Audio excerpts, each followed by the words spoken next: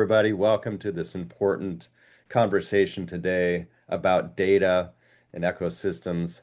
And you're going to hear from the leading experts who know far more than I do about this. But the question here is how do we orient what we know about what's going on in ecosystems to actually support ways that we can invest and create economic development to actually improve and continue the advancement of our civilization toward being very much in harmony with life support systems and living systems here on the planet. So this particular panel is a little bit more about the larger context than just the data, but the data is important for us to make actual decisions and actually know what's going on.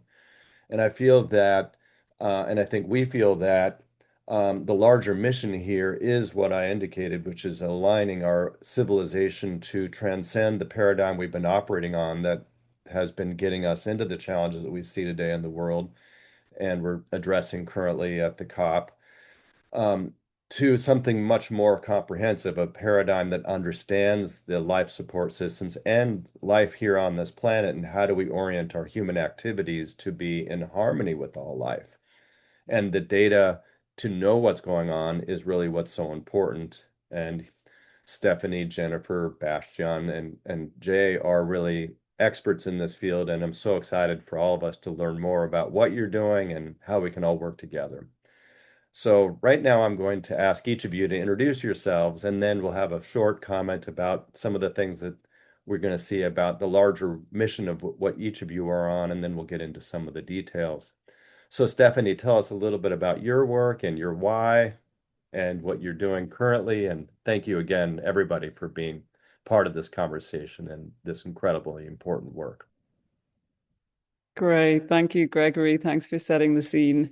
Hi, everyone. My name is Stephanie Feeney. I'm the co-founder of a startup based here in Zurich, a university spin-off. And the startup is called DNAir. And what we do, well, the hint is sort of in the name. So we are developing a technology, so it's a hardware and a data solution. But essentially, we're leveraging a new scientific breakthrough, which we now know that there are tiny pieces of environmental DNA floating in the air all around us.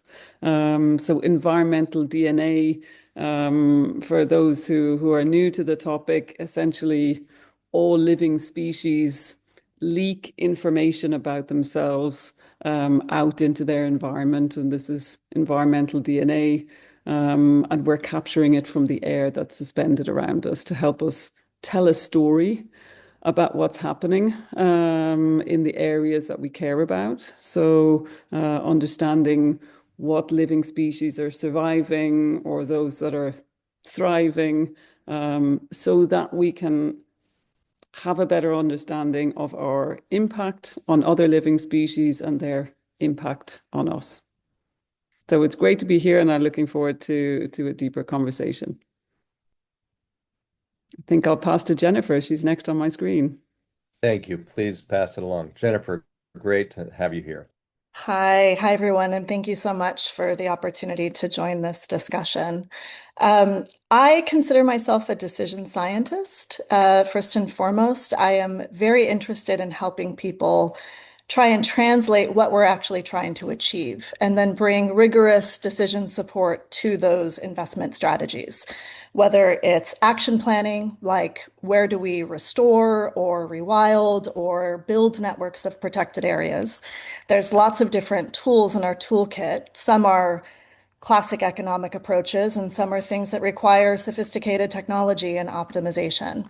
But in the end, what wakes me up in the morning and gets me excited is the company that I've just co-founded called Nature Matters, which is basically around this concept that we're really nibbling around the edges with a lot of these solutions until we enable people to truly understand the relationship back to nature. So Nature Matters is a capacity building training, if you want to call it, but it's really an education platform to help corporates and finance institutes better understand the opportunity that we have in protecting nature and biodiversity, not just viewing it as a risk or a dependency or even an asset to invest in, but really reorienting how we think about how we finance, given what $7 trillion a year is invested in from the private sector, from private financing into destructive, harmful practices for nature. And so I think until we really address some of those issues, we will continue nibbling around the edges. But I think technology has a huge opportunity to play, and it's very exciting what's happening. And so I will be bringing that lens to this conversation. Thank you so much, and so important, Jennifer. And Bastian.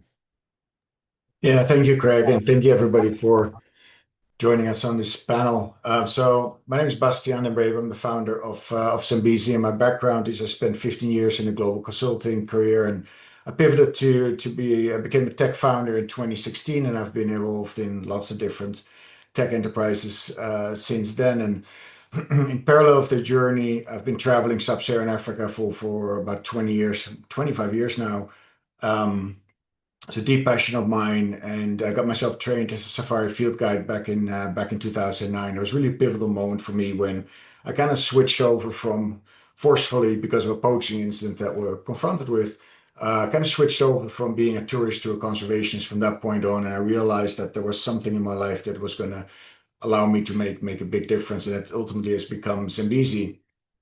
And it's really built on the premise that we've got the world completely backwards right now, right?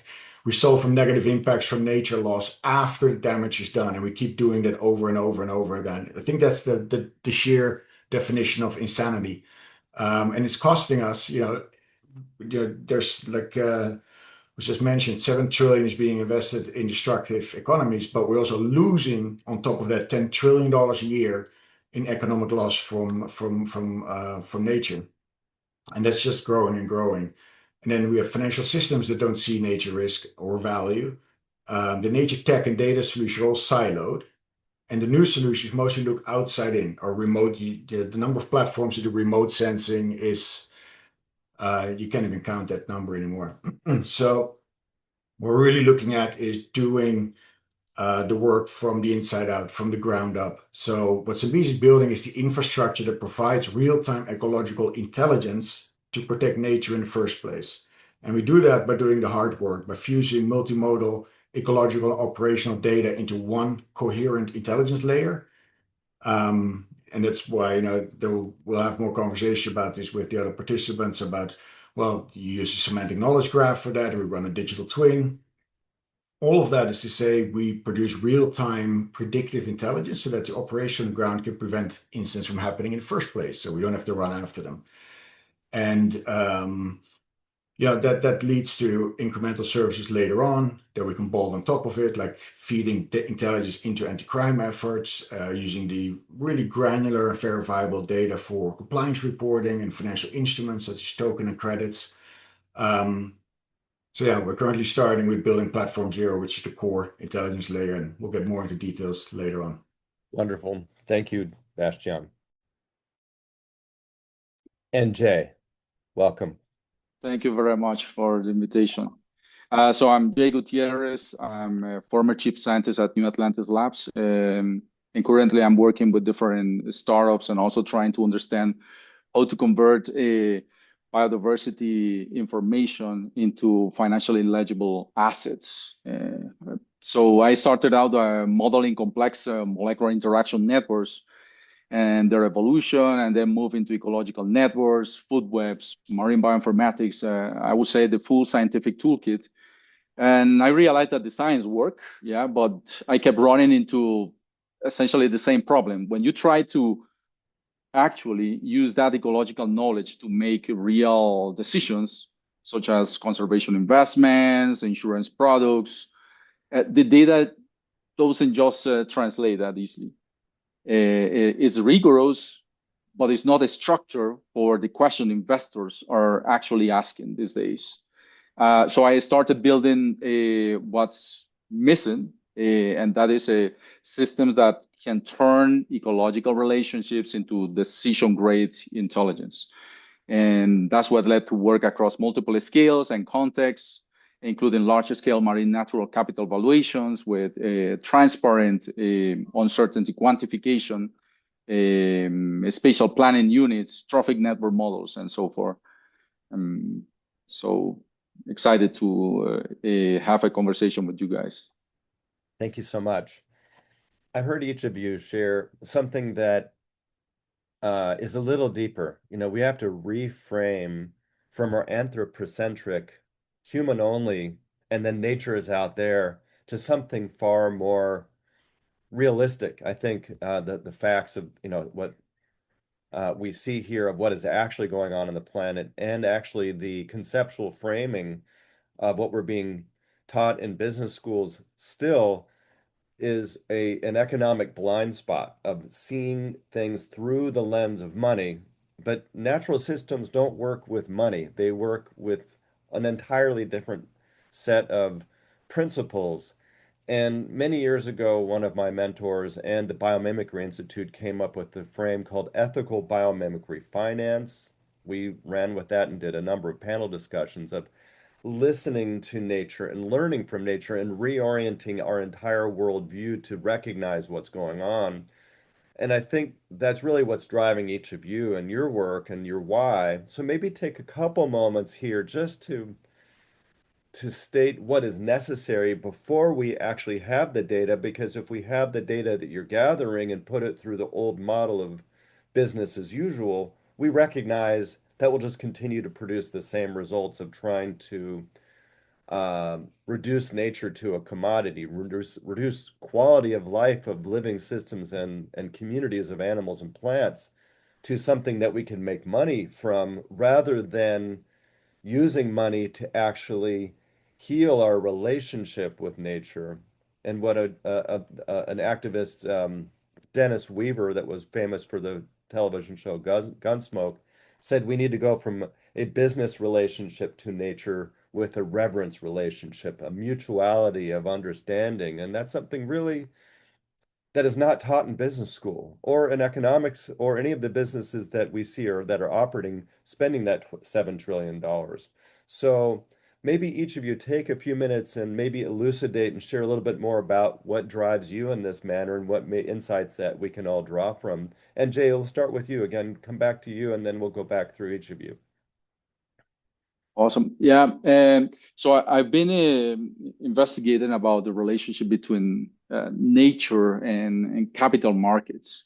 But I realized along the way that the way the current paradigm is structured is not suitable to actually incorporate nature into our current economic paradigm.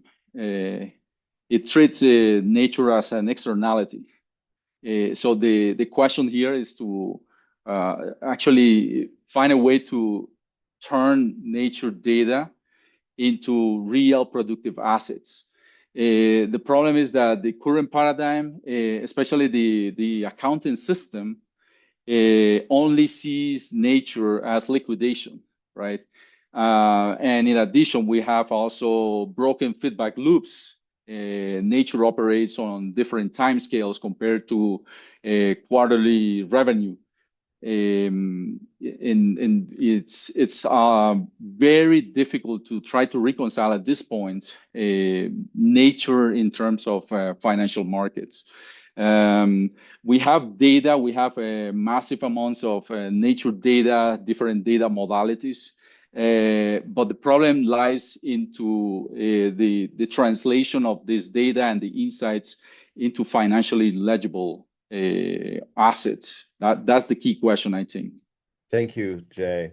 And Jennifer, I heard you say something along these lines. Share a little bit more along this direction to kind of what is necessary to reorient our activities. I won't even call it economic because there's a human and economy is only one part of it. So share with us what your thoughts are there. Yeah, thank you. And just jotted down a couple things that I keep observing and, doing decision support for strategies from everything from kind of global policy in the CBD down to sovereign debt restructuring, which is a program I worked on for 5 years at the Nature Conservancy. But in general, I've supported a lot of NGOs and consultants and worked with universities. And I observe sort of three things that I think we really need to overcome. And they're all interlinked. But the first is we often conflate actions with outcomes, and we get focused on the wrong things. So if the action we're focused on, planting trees is not the outcome that we want, right? The outcomes that we want are productive, high integrity ecosystems with full functionality for people and nature, and whoever's operating and working and living in those landscapes has resilience. So the conflation of actions with outcomes is one of those common things I observe. The other thing is we tend to get really myopically focused on the solution, the tools, or the data before we really even know what questions we're trying to ask. So we get attached to these solutions before we really know what are the questions that we're asking. And to Jay's point earlier, scientists are notorious for asking the questions that we think the world wants answered. And so a lot of my work in decision science is trying to get people to be very articulate. And arguably, this is the hardest part, you know. The tools, the data, we have all of that. 90% of the challenge is helping people understand what are you actually trying to achieve, right? What are the outcomes that you're looking for, and what are the actions you can take? And then the final thing is that we just do prioritization in really appalling ways. And we use a lot of very old, outdated tools and approaches into setting our priorities. And so a lot of the work I do is really helping people think through those three things and come up with more holistic strategies. But I think until we scale that approach and help people reorient around our common objectives and the action sets that we can take, the tools and the data and the insights are really only valued and have value and impact once they are framed in that process. And so that's sort of my bigger mission in life, and what I think personally is one of the biggest challenges we have to solving this crisis. Wonderful. I see, one, we have to recognize the limits of our current paradigm. Two, recognize what a new paradigm looks like, and then go through the cognitive reorientation to reframing what is actually going on here. That's really important. And Stephanie.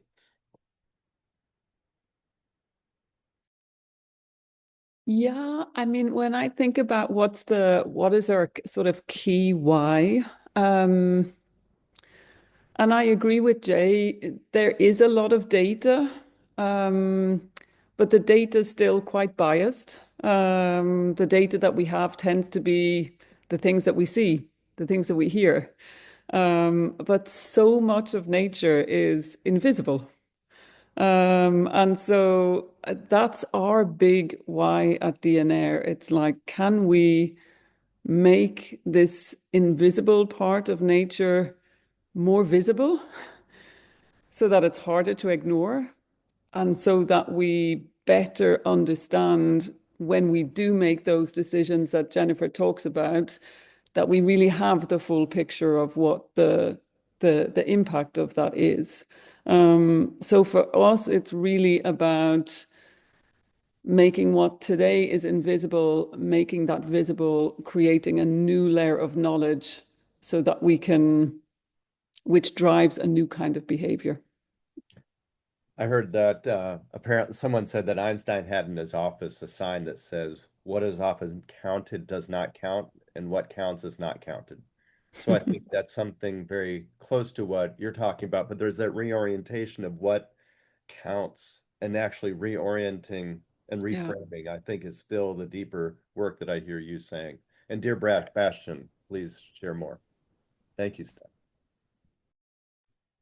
Yeah, and I think it's maybe more or less the same, but in my own words, conservation used to be sort of in the bucket of activism and almost by default nonprofit and diametrically opposed to capitalism. And thanks to capitalism, we are in this perfect storm. The fact that we're destroying and letting go of $10 trillion per year in economic value creation because we run after the facts is just plain stupid, right? And there's not a single capitalist in the world that can stand up straight and say that's a smart thing to do, right? I mean, the Norwegian Sovereign Investment Fund, they have like what, 1.6, $1.8 trillion on the assets under management, 8,000 something investments. They are seeing that impact in their fund alpha. So they're no longer having it. And they're extremely influential and powerful, obviously, because they're the largest in the world. And they're driving towards change. And I think it's kind of the perfect storm that we find ourselves in now, because it's like capitalism and conservation, or not just conservation and sustainability, regeneration, are meeting each other. And what we're effectively talking about here is, well, how do we actually make that work holistically, right? It's not just one thing you need to do. We talked about many things. We talked about, I'm talking about that integration of nature and the economy. We're talking about accounting standards, asset identification, asset valuation. How do you go from actions to outcomes? How do you go from spot solutions to that integration? And I think that's really it's a massive opportunity. And I think the calls to capitalists, like, open your eyes, because this is probably one of the biggest opportunities that we have for the next 50 or 100 years to get this right from an economic and financial perspective. And I'll just give a very tangible example from down here in California and what Stephanie was talking about. Almond trees don't fruit without pollination. Guess who does the pollination? Bees. Okay, what is the almond industry here? $50 billion a year or something like that. So how much value do we put on a bee, right? It raises those kind of questions, and that's the exciting times that we're living in. We are figuring this out. Indeed. Thank you, Bastian. And I think that really is this deeper question of how do we value living ecosystems? A standing forest, how is that we recognize it's more valuable for long-term viability of our civilization for future generations. But then how do we actually translate that into actionable steps that we can use our time and treasure, our intelligence?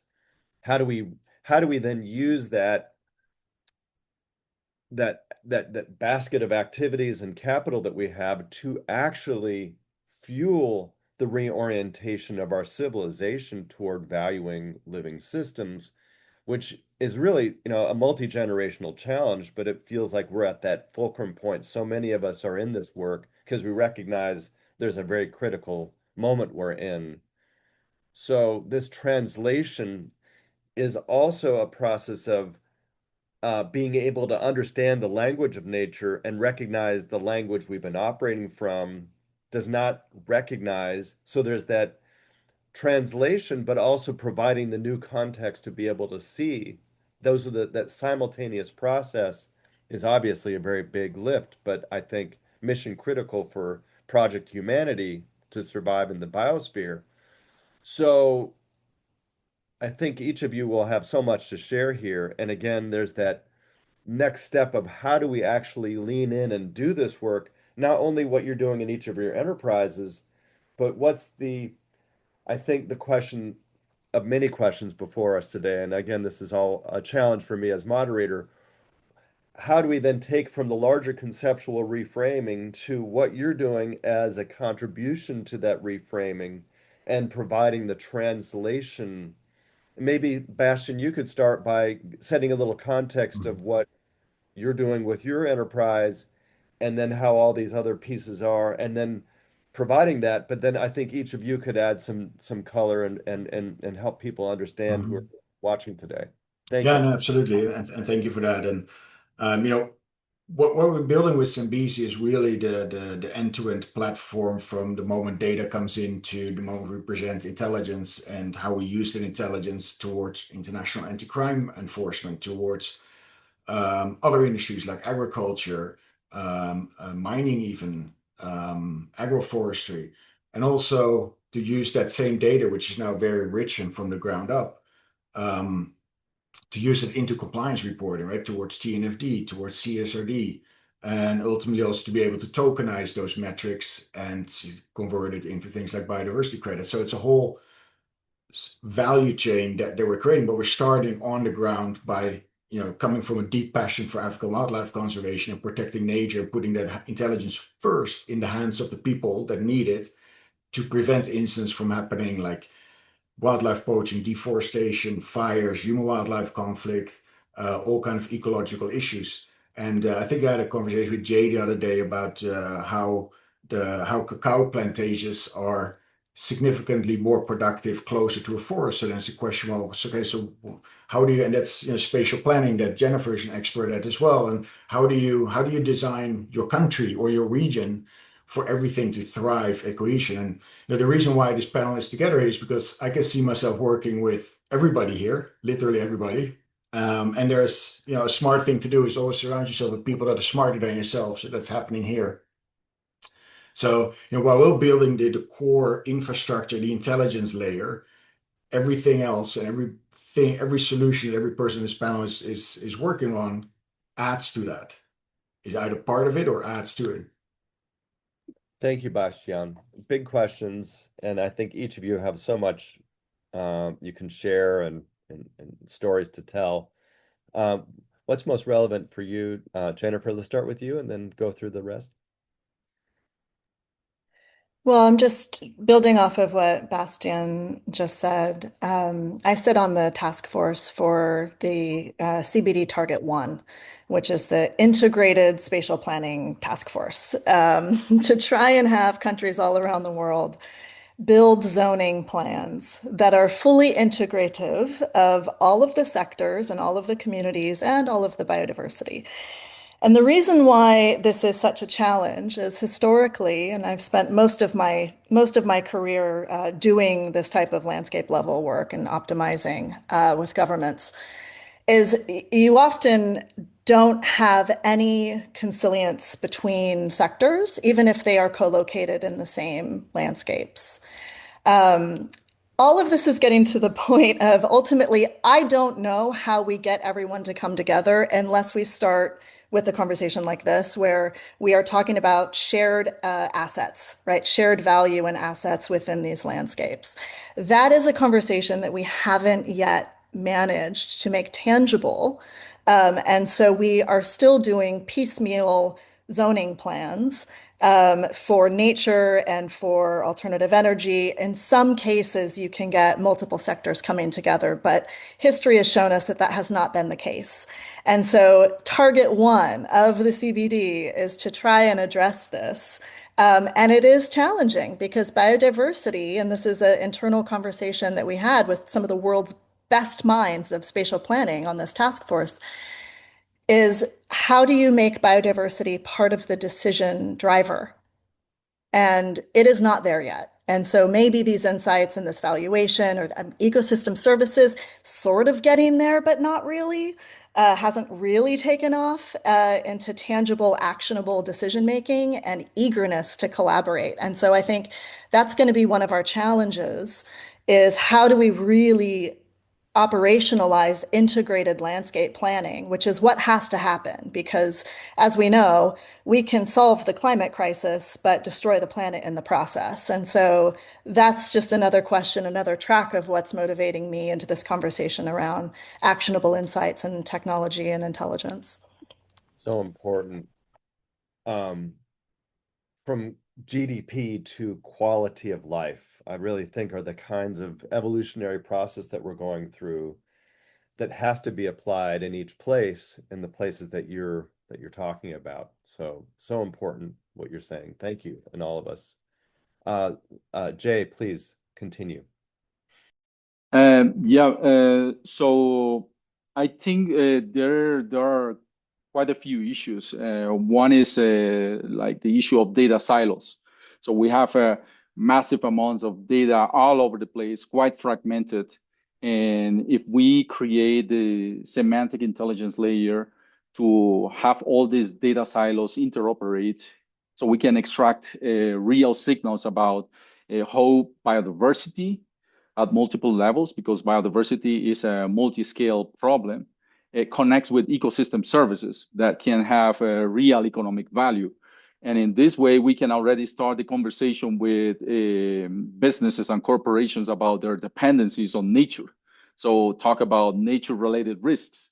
And this can take the conversation to a whole new level, right? Because we can start talking about dollars, right? And once we translate the nature language into dollars, so we can have a more fluid conversation with corporations. So building this semantic intelligence layer, to me, is super critical at this point. Wonderful. And Stephanie, I read a little bit about you, and I'd love to learn a lot more about the work you're doing to create, educational programs and also entrepreneur support, for entrepreneurs like each of us here. But tell us a little bit about your broader thoughts, and then, that Yeah, that sure. that process of actually cohering a group of individuals and enterprises that are recognizing the new paradigm to then demonstrate the viability of a different orientation from anthropocentric to recognizing the value of living systems. But then we have to actually get on with enterprising that, and that's, I know, what I presume drives you. But Yeah. share more about your thoughts here. Thank you so much. Yeah, I mean, as I listen to everyone, and we use the word biodiversity quite a lot. Of course, this is what the panel is about. Of course, that word in itself is so multi-layered, right? I mean, biodiversity is really, I mean, it is about the diversity between all different things. It's very local. It changes over seasons. It's multi-metric. It's such a difficult concept to grasp, right? So when we say biodiversity, everybody, I think, has their own meaning of what that is, but it's incredibly complex. And we know so little actually about the biological layer of our planet. We know practically nothing about it. It's like a tiny, tiny drop of data. Yes, it's a lot of data, but it's really very little for us to like get a full understanding. So what I always think about is how much we don't yet know. I think a lot about satellites. Before we sent satellites into space, we also knew very little about the physical surface of the planet. And now we can see every single practical square meter of it anytime that we want, and sectors are using this kind of data now, all different sectors from, governments to the mining sector, transport sector. They're using this kind of data in their decision making, and it's making a difference. And I'm sometimes it overwhelms me to think about, well, how are we going to get to that for the biological layer? Yeah. How are we going to sort of like figure that out? And it's incredibly complex. I think we need lots of different things. We need policy, we need training, we need the frameworks, we need the technology, we need all of it. But it still feels right now that that's all quite siloed. But I do think there are some organizations that are leading the way, whatever their motivation may be. It may be because they are worried about reputational risk, or operational risk, or so on. But I do believe there are sectors that are beginning to realize that this is mismanaging biodiversity is now a huge strategic risk. And I believe that there are sectors out there who now want to say, hey, if we are carrying a biodiversity risk in our operations and what we do, we want to know about it. We want to be the first ones to know about it. And so they're the ones who are saying, what's the technology? Who are the people out there? How can we tackle this? But again, that's only going to be sort of in their area, right? Their area of interest. And I think the challenge will be, how do we move beyond that and think about sort of bioregional and getting these different people together in different parties. So, Bastian, you mentioned mining a moment ago, and so often you will find like a collection of mining companies working in the same area, and then you will have, you know, the environmental NGOs, and you'll have government bodies. But I still feel like each mine sort of looks after itself. You know, but biodiversity doesn't stop at the borders of a mine. It goes, you know, and it interacts, and it's so we need a much more fluid and a much more multi-party, multi-technology approach. The challenge is huge, but it shouldn't stop us from getting started and trying to figure it out. Because who would have thought that we could put satellites into space and that would send back you know, we can order high resolution images from anywhere on Earth now, and we'll probably have them within a few hours. That's incredible. So I believe we can do the same with biodiversity, but we're just at the beginning.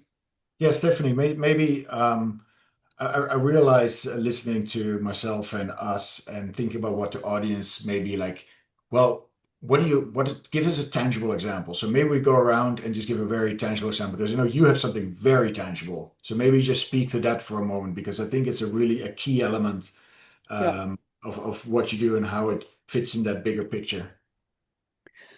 So here's an example which I think is a good one because it shows as well how policy is impacted and how that's flowing down into say into the private sector and what they're doing now. So the Global Biodiversity Framework has moved countries to develop national biodiversity action plans. France has now, as part of its biodiversity action plan, has recognized airport meadows as being significant grassland ecosystems for France. And so they are requesting from airport operators in France biodiversity data.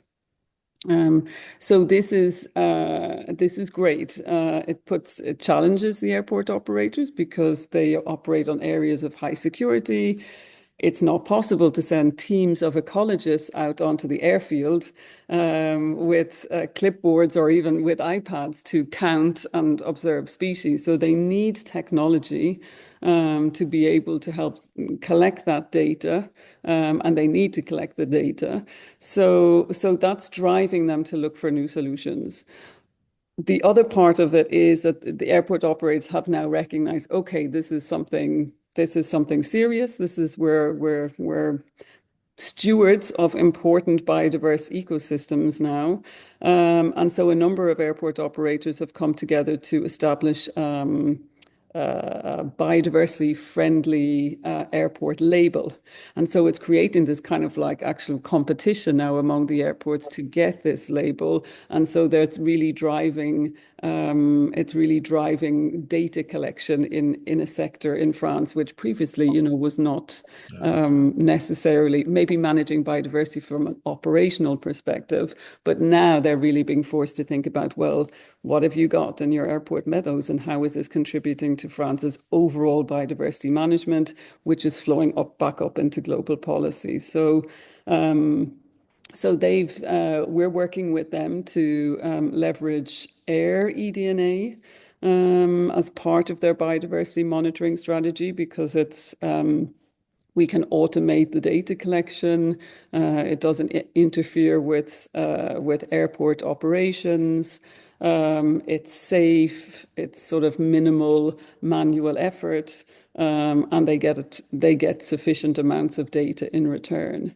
And so they're interested in getting the data, plugging it into their own platforms, but then also feeding it into national reporting efforts. So I think that's a great example of how we need everything. You know, we need international policy, we need national plans, we need the private sector to get on board, we need the nature tech people to be providing the solutions.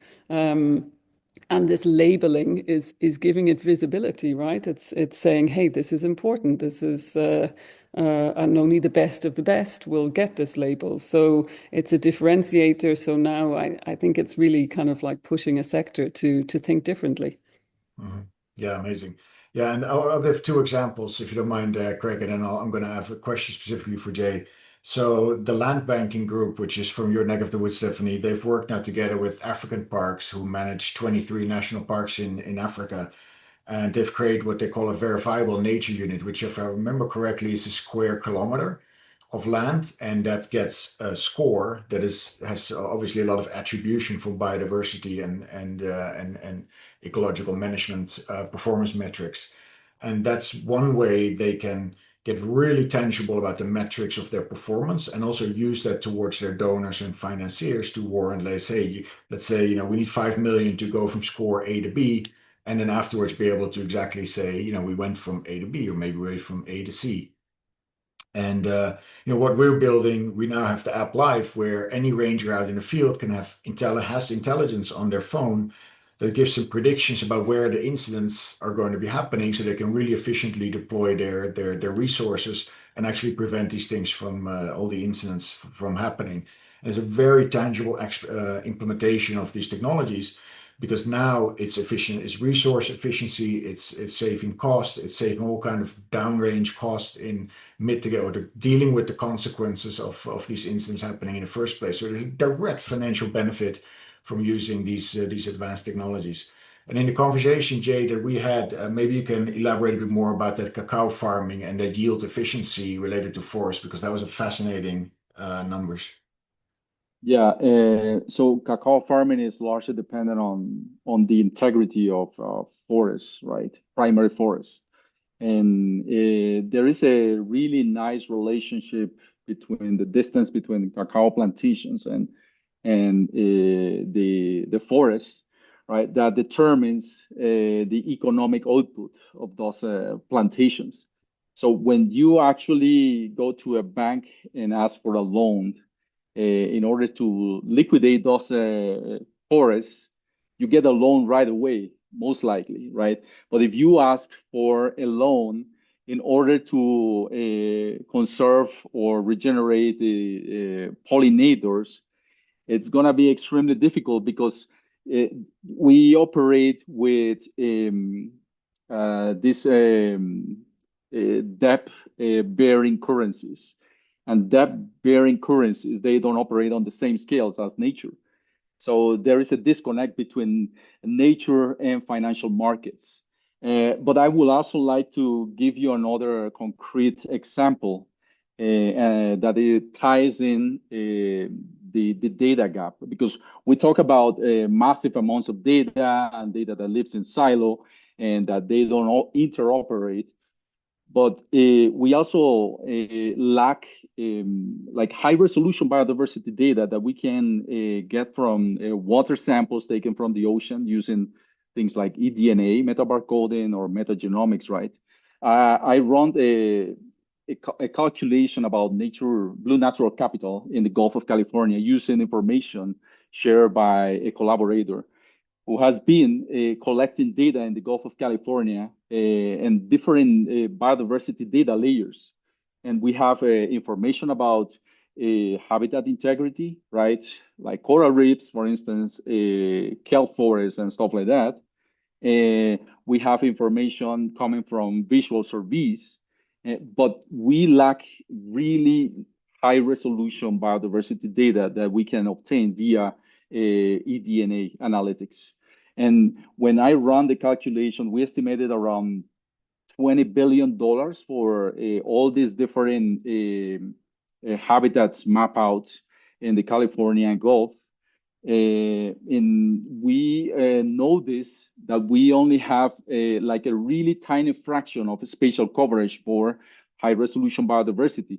When we estimate the money required to close that funding gap to collect high resolution biodiversity, it's around $3 to $6 million.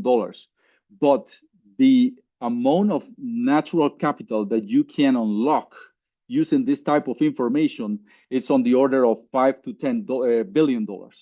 So that makes a huge difference as well. It's not only the data silos, but also the lack of high resolution biodiversity information. What this is bringing about is some thoughts that Bastian, you and I were reflecting on in preparation for our conversation today around what Norway's sovereign wealth fund is doing And this evokes a discussion that we had years ago in our group around the concept of fiduciary responsibility is evolving towards something called super fiduciary. When you have a sovereign wealth fund, they are responsible for the place's assets, not just the money in the account, but the welfare of the individuals who receive those retirement checks. But also, they have a responsibility to the quality of life beyond just the money. So there's that's a context that I see that Norway is really waking up to be a context to help translate from these silo thinking into more comprehensive, holistic worldview that you and we're all talking about here, and then put a fiduciary responsibility behind that worldview. And then the data helps inform better decision making, like what you're talking about, Jennifer, with that holistic worldview and the data.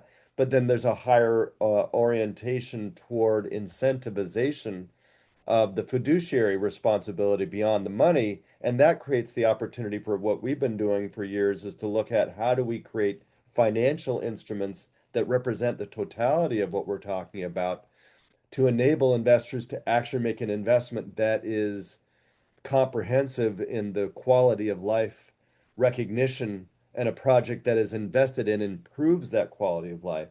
So I think that's the meta challenge that we'll all be working on together for years to come, which is very exciting. And maybe sovereign wealth funds are some of the places where we can experiment with this. Ashby Monk, who is one of the leaders in this conversation around improving sovereign wealth funds, was on a panel just prior to us with long-term investing. But when we look at long-term and the value of these places that we live and the ecosystems of community of plants and animals, sovereign wealth funds might have that responsibility for that long-term vision as well. So there's lots of layers of, I think, we're just making some points here for preparing for many hours of discussion and many hours of work together. So I'll stop here, and I'd love to hear more from you experts, um, and who would have something to share here, because I think I've said enough for the moment. Go. Floor is open. Yes. Well, I think what I just realized when you were talking, I'm going to keep this very short and keep it open for the others, is the beauty of a sovereign wealth fund is that it's a form of a capitalistic instrument, and it is much less subject to ideologies and political flavors and winds left or right. And they have the longer term view because it's by and large a financial instrument, right?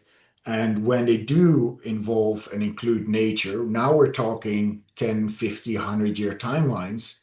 And I think Unilever already got this about 10 years ago or so. There's a great book from the former CEO where he kind of broke the paradigm and he broke sort of the status quo of doing these quarterly reports specifically for this reason. He says, we're looking at developing products and societies and making people's lives better, but people don't live by quarters, right? People's lives are 10, 20, 30, 40, 50, 100 years.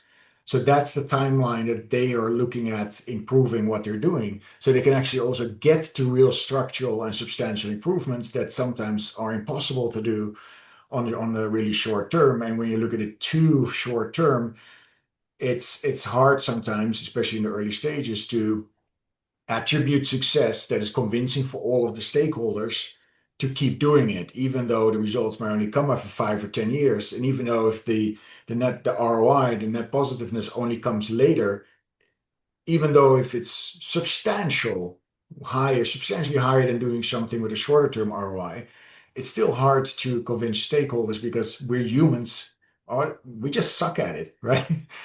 It's it's human nature to have an element of control to mitigate risks and to be certain about things. And this requires a lot more guts and foresight to be actually working. I feel that the human nature that you referred to is maybe more of our programming or our education to put us into silo thinking rather than holistic thinking. And I think there's this, it's more fungible than that. I think we can actually reorient our view worldview and translate between these layers of the mismatch of what each of you have been talking about between the value of what you're perceiving in the living systems and then the challenge you have in talking in these kind of very reductionist points of view. And there's many layers of that, and Fritjof Capra and Hazel Henderson and many of these other thought leaders have inspired a new way of orienting our activity to the qualitative layers. And I think that each of us doing our part and then coordinating together is really the project before us. And we're at that turning point right now. So please, Jennifer, Stephanie, Jay, please share some thoughts, and then have each of you after that to take us home in closing thoughts. I'll just give you my closing thoughts, touching on a couple of the points and synthesis. So when we were talking about, we got into nature credits, right? That's the topic that's driving the world right now. The Opus Biodiversity Markets report just came out, and there are probably 2 or 3 dozen different credit schemes in there, ranging from $5 a unit to $2,700 a unit, and they are all using different methodologies. Now, all of those methodologies are using some form of remote sensing coupled with local in situ data. And it's everything from umbrella species to, connectivity to wetlands. So I think that it's going to be a very crowded space. The technology and the markets are going to move much faster than the regulations and the policies, and certainly long before any scientific consensus, because we're scientists. We don't like to agree with each other. The point being that I will come back to this idea that to talk about responsibility, I do believe that anyone involved in finance has a responsibility to understand biodiversity. And biodiversity, as Stephanie pointed out, has a lot of dimensions to it, but it is something that we can educate on. It is something that can make people work better and more efficiently if they understand. And so that's my end mission is there's a lot of charlatans out there. There's a lot of platforms. There's a lot of tech. There's a lot of people selling solutions. And I think it's really coming back to that fundamental understanding of how nature works and why nature matters, is going to be the kind of the foundation of which we will start to begin to solve some of these bigger problems. But I'll finish there. But yes, thank you for the opportunity to join this conversation. Thank you. And to Stephanie, your Jay. sorry. Jay, please. Yeah, to your point, Jennifer, I think the biggest bottleneck preventing biodiversity intelligence from scaling is probably not technology or funding. It's actually semantic interoperability, because every project generates data in custom data formats. And there's no shared ontology enabling cross-project queries, operations, or information of the flow of information. And until we solve this, biodiversity intelligence is going to remain silo, and capital deployment will stay fragmented, most likely. So the solution is not institutional, but technical. Therefore, I think we need a collective commitment to open standards, and also to try to create new incentive designs about how we value biodiversity. Thank you. Stephanie. Yeah, thanks. I can just build on that a little. Jennifer, I think you're absolutely right. I mean, getting this kind of fundamental understanding of biodiversity, just do we understand it? Do everyone understand why it's important is the killer criteria, I think. And the sooner we can do that, the better. I absolutely also agree that technology is just an enabling factor in all of this, but we need many other things as well. What I see just with a very sort of narrow technology lens is that often investors, project developers, they fall in love with the technology without understanding what is the question that we're asking here, right? What are we with this project, with this nature project, with this whatever we're doing? What is the question we're asking? Because that's the most important thing. And then you can look to the technology and the frameworks and the partners, but often that part just kind of gets forgotten. And maybe it is because of that lack of kind of foundational understanding of biodiversity and nature. So yeah, that's my final reflection, I'd say. We've been speaking a lot about what has not been said, but I think we all alluded to the fact that, here we are talking about technology from an industrial, Yeah. capital-oriented society, Hmm. but we're Absolutely. also it's the orientation toward reality that if we all grew up in an ecosystem in the forest, indigenous, many generations, we might have an entirely different conversation here. And I think that's the translation of listening to our roots, listening to people that live in these ecosystems, listening to the forest. There's so much wisdom that Hmm.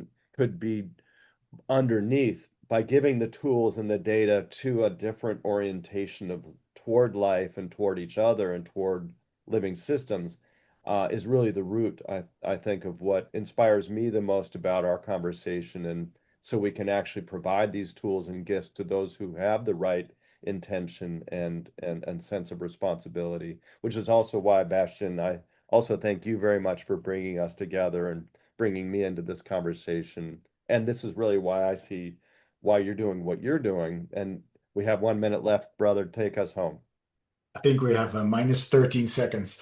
Yeah, normally you would kind of put up a wrapper or a landing point, but I think the opposite is the case here, right? Because we really touched upon all these opportunities and avenues that are opening up across the spectrum. We talk about mandates and covenants. We talk about fund LPAs and agreement, investment policies and accounting standards and sovereign bonds and municipal borrowing and pricing and risk models, nature risk factors that need to be built in, equity valuations. Um, what's the hurdle rate that we apply in these kind of scenarios, right? And by regional agreements. So, thinking at it from, let's say, a market adoption perspective and a more mathematical underlying model, which is every product ever always follows an S curve in terms of adoption. So we're at the very inspiration point of the S curve just getting off the ground. And it means that all of these things that we're talking about are markets in the early stage of development. All of those are commercial opportunities. So we're really just starting this ginormous journey across all these different dimensions, and that's just very exciting. So I thank you everybody for participating here and shining your lights on this topic, on the many topics. Thank you, Craig, for hosting us. Many more Thanks, coming. everyone. Thank you Thanks, so everyone. much. Thank you very much.